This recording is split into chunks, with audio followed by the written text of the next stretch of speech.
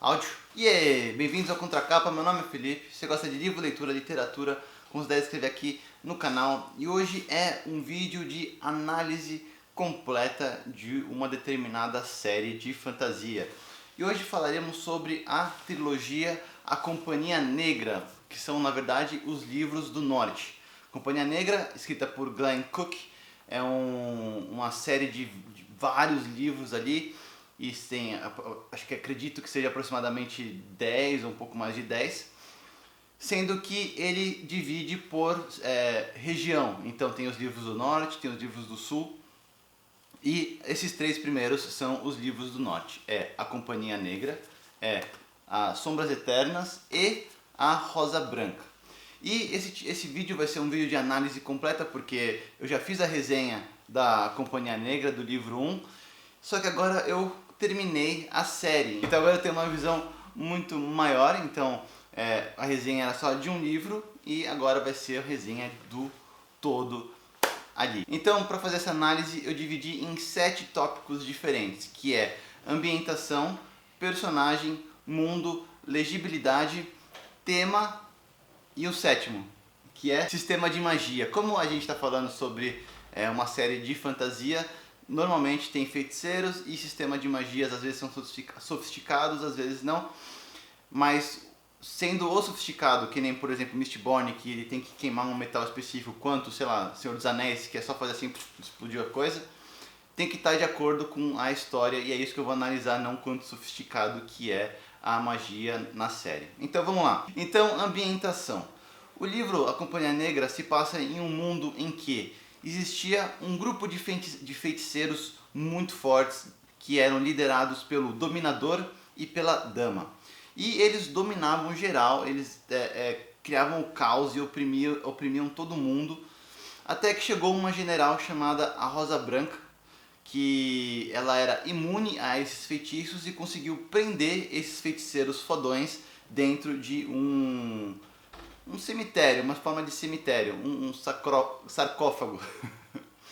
E aí, centenas de anos depois, esses feiticeiros conseguiram fugir. Então a Rosa Branca já não existia mais, o mundo já estava completamente diferente, avançaram a partir do momento que os feiticeiros tinham ali sido aprisionados. Então eles conseguiram fugir. A Dama conseguiu fugir junto com vários outros tomados, que são os feiticeiros fodões que estão sob o controle da Dama. E ela começa a criar um império dela nesse mundo. Ela começa a dominar geral e tem ali as pessoas que são contra, que são denominadas como os rebeldes. Essa é a ambientação que se passa ali no mundo da Companhia Negra. Esse é o clima, essa é a ambientação que o Glenn Cook criou para dar início à nossa história. E eu acredito que quanto que você vai mais lidando com a história, você vai entendendo muito, você vai criando ali um entendimento maior de quais são os problemas de ter ou não ter esses feiticeiros no poder, o que eles querem ter em relação à dominação geral ali. E eu acredito que o Glenn Cook conseguiu criar uma ambientação muito interessante para o desenrolar ali da história. E aí vai para o nosso segundo ponto dessa análise completa, que seria o enredo. Enredo é a história, né? Tipo, eu mostrei o mundo que se passa, agora eu vou falar um pouco sobre do que se trata realmente a história. E a história se trata em acompanhar a Companhia Negra nesse mundo que eu citei anteriormente. Companhia Negra é uma dos exércitos livres, então são grupos de pessoas, são exércitos que podem assinar contrato com pessoas locais para exercer a função de guarda ou qualquer coisa relacionada a uma atividade bélica para um determinado contratante. Então, a gente começa essa história com a Companhia Negra trabalhando para um governante de uma área específica, e a gente já começa a ver como que eles lidam com as situações. A gente acompanha a história aos olhos de Chagas, escrita em primeira pessoa, e o nosso protagonista, a pessoa que vai ditando a história pra gente, é Chagas, que é o médico e o cronista dessa Companhia Negra. A Companhia Negra, toda a geração dela tem uma pessoa que escreve nos anais dessa companhia. Então ele mostra tudo que a companhia está fazendo, mostra o que aconteceu, mostra o que eles estão pensando, porque a partir do momento que tem alguém registrando toda a história, a partir do momento que eles têm esse registro, no futuro eles conseguem voltar e ver, ah não, a Companhia Negra conseguiu fazer, seguiu nessa direção quando se enfrentou tal condição adversa, para eles poderem se direcionar no futuro também. Então tem o Chagas, que é o cronista e o médico dessa Companhia Negra, que vai anotando nos anais e vai ditando pra gente a história. Tem essa Companhia Negra que começa trabalhando para um governante bem imprudente e bem desqualificado para o cargo e eles têm ciência disso e eles acabam sendo contratados pela Dama. Então a Dama, que está ali querendo construir um império, contrata a Companhia Negra para conseguir reprimir esses rebeldes que estão querendo, que estão sendo contra a Dama ali no poder. Então beleza, então tem a ambientação, tem do que se trata a história e agora um pouco sobre personagens. A gente acompanha os olhos do Chagas, né? Chagas é o nosso protagonista, é o nosso em primeira pessoa. E como o Chagas ele é o responsável por anotar tudo que se passa pela companhia, ele tem que estar presente em toda situação decisiva, né? Então ele se coloca sempre em situações de chaves, situações que as coisas estão acontecendo para ele poder anotar ali nos anais dele. E é interessante porque ele sempre volta para ver o que a Companhia Negra fez anteriormente e ele cria uma reflexão para a gente de acordo com o desenvolvimento da história, se o que eles tinham feito antes pode ser de acordo com o que eles vão fazer agora, e tem toda essa reflexão. Então a gente tem o Chagas, que é esse protagonista, mas ele conta também muito sobre os parceiros do exército dele, né? Porque eles são ali tratados como irmãos de guerra, então sempre tem uns personagens que estão mais próximos dele. Então tem o capitão, que é o cara que lidera a Companhia Negra, tem o Elmo, que é um superior dele, que ele é muito próximo, tem magos que estão o tempo inteiro ali também ao redor e dos acontecimentos, porque eles usam muito de magia para conseguir intimidar os outros, para conseguir provar alguns pontos. Então o Chagas sempre está conversando com esses personagens e cada personagem tem uma personalidade bem característica de cada um deles e é muito legal o desenvolvimento dessa história e você acaba conhecendo cada personagem. Então tem o Chagas, tem o Duende, que é um mago, tem o Calado, que é um mago, tem o Caolho, que também é um mago, aí tem o Elmo, tem o Capitão, tem o Corvo, que é um cara que entra no exército, tem uma aura de mistério em cima dele, e a gente vai acompanhando essa história se desenvolvendo, tanto na Companhia Negra quanto nos livros em si, né? Então a Companhia Negra tem essa apresentação, a Dama começa a contratar eles têm ali o primeiro conflito do que eles têm que fazer, de reprimir os rebeldes e tal. Aí tem mais pra frente acontece, em vez de uma coisa mais ampla deles irem mundo a mundo, passeando pelo mundo para chegar em tal lugar e reprimir os rebeldes nas cidades, é em um lugar específico que tem um conflito lá.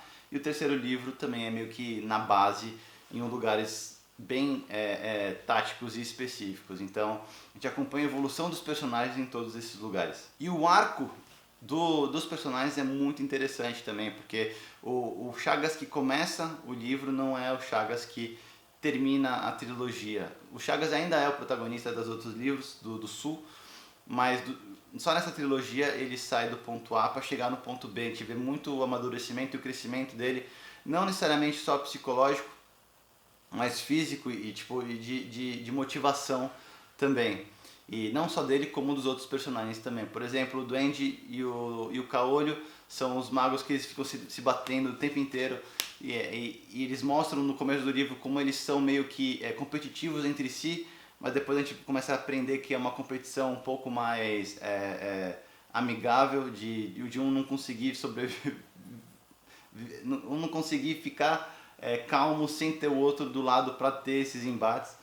Então a gente acaba se aproximando muito desses personagens e acaba tendo uma conexão muito forte também. Agora eu vou falar um pouco sobre tema. O que eu quero dizer com tema? Quero dizer que é sobre o que a história necessariamente. Não referente a enredo, mas, por exemplo, é sobre superação, por exemplo. Isso seria tema. E eu acredito que o tema da Companhia Negra, da série, da trilogia, pelo menos a primeira, são dois. A primeira é o entendimento entre o bem e o mal, a reflexão sobre o bem e o mal. Inclusive tem... Porque quando você é uma companhia que você faz o que o contratante está mandando, você não está à mercê do bem ou do mal. Você está fazendo o que o seu patrão está mandando. Se o patrão tem um posicionamento maléfico, você segue segue fazendo coisa ruim. Se você, o seu patrão tem um posicionamento mais benéfico, você acaba fazendo coisas boas. E isso é um ponto que o Chagas e a companhia em geral refletem muito sobre. Então eles têm que fazer o trabalho deles. Mas esse trabalho pode ser que tenha conflito interno com cada um deles. E tem essa reflexão sobre o bem e o mal. Tem uma passagem muito legal no primeiro livro, inclusive, falando que... Eles falam tipo, mas o que é o bem e o mal, né? O bem e o mal normalmente está na cabeça da pessoa que está documentando as coisas, né? Quando a gente lê sei lá, um jornal falando sobre uma coisa boa, uma coisa ruim, normalmente esse jornal tem um lado e ele apresenta os fatos de acordo com o que eles acreditam que seja uma coisa boa e o que eles acreditam que seja uma coisa ruim. Lógico que tem o outro lado também. Então, o desenrolar da Companhia Negra tem esse viés de ficar conflitando entre o que é o bem e o que é o ruim realmente no mundo. O bem para um pode ser ruim para o outro e o bom para o outro pode ser ruim para o outro também. E esse é o primeiro tema que eu acredito que seja geral. E o segundo tema que eu acredito que seja muito forte também é o companheirismo, né? Os irmãos de guerra mesmo, porque o livro é como se fosse, ele é escrito de uma forma que fosse um diário de guerra, porque o Glenn Cook mesmo, ele é um ex-fuzileiro naval, se eu não me engano, então ele vivenciou o dia a dia da guerra com os companheiros do exército e tal. Então ele escreve de uma forma muito desse jeito, de ser um diário de um batalhão de guerra. Então ele apresenta muito esse negócio de companheirismo entre eles, tipo, ele apresenta sempre o todo como o forte, sabe? Ninguém tenta ser individualista. As pessoas que são apresentadas como individualistas mostram que não deveria fazer parte ali da Companhia Negra, porque o todo é melhor do que as partes somadas, entendeu? Faz sentido? Então é esse companheirismo de exército que tem um papel muito importante e é um tema muito grande na história da Companhia Negra. Beleza, agora um pouco de sistema de magia. Como é uma série fantástica, então eles utilizam muito de magias. Próprios amigos ali do Chagas são 3 magos, o Calado, o Caolho e o Duende. E o sistema de magia não é bem explicado, eles só fazem. Então, tipo, ele foi lá, fez a magia, ou ele foi lá, fez alguma coisa. A única coisa que ele cita bastante é que a magia tem muito mais a ver com uma simulação do que realmente acontecer com as coisas. Então, a gente vê muito os magos, os feiticeiros, usando da magia mais para enganar do que para realmente fazer algum dano em alguém. Então, por exemplo, eles vão num bar para intimidar um grupo de pessoas que está lá. Aí o duende chega e faz uma pessoa virar uma caveira e uma cobra sair pela boca e começar a contornar, e vem um enxame de gafanhotos que come o corpo da pessoa. Lógico que isso tudo é ilusão, mas isso causa... deixa as pessoas em choque e acaba fazendo meio que o que eles querem, porque intimida de uma forma muito forte. E é engraçado porque os feitiços são muito grotescos mesmo. O jeito que o Glenn Cook escreve é muito grotesco e é muito interessante, é muito divertido de ver o que estava acontecendo, quais são os feitiços que estão usando e o que está acontecendo ali.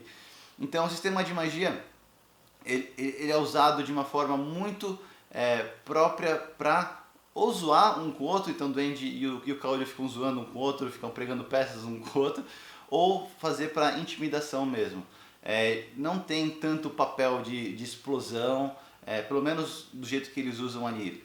Tem uns outros, por exemplo, a dama consegue usar o feitiço forte para conseguir destruir mesmo. E não fica claro se eles conseguem ou não conseguem, mas os magos ali da Companhia Negra, apesar de serem muito fodas entre si, conseguir fazer feitiços de manipulação, feitiço de encobrir alguém, eles não têm tanto poder assim para dano, eles não conseguem fazer assim, explode a cidade, por exemplo, não tem isso. Então o sistema de magia é muito próprio pro desenrolar da história e eu acho isso muito interessante. Não é só tipo, eles fazem um feitiço, mas não acrescenta nada. Eles usam um feitiço específico para determinadas coisas. E tem esse feitiço dos feiticeiros da Companhia Negra e tem os feitiços fodões ali da dama que consegue fazer até barco voar, por exemplo. Aí agora eu quero falar um pouco sobre legibilidade. O Glenn Cook, ele escreve de uma forma peculiar. As primeiras páginas criam uma estranheza, porque ele é bem sucinto nas coisas, ele não é de ficar explicando muito, então você tem que ir lendo cada vez mais para entender o que está se passando, no sentido que, lógico, você tem que ler mais para entender mais a história, mas não é isso que eu estou falando, tipo, ele não para explicar o que é determinado termo que ele está falando, por exemplo, ele manda bala, e aí depois, pelo contexto, você vai entendendo as coisas.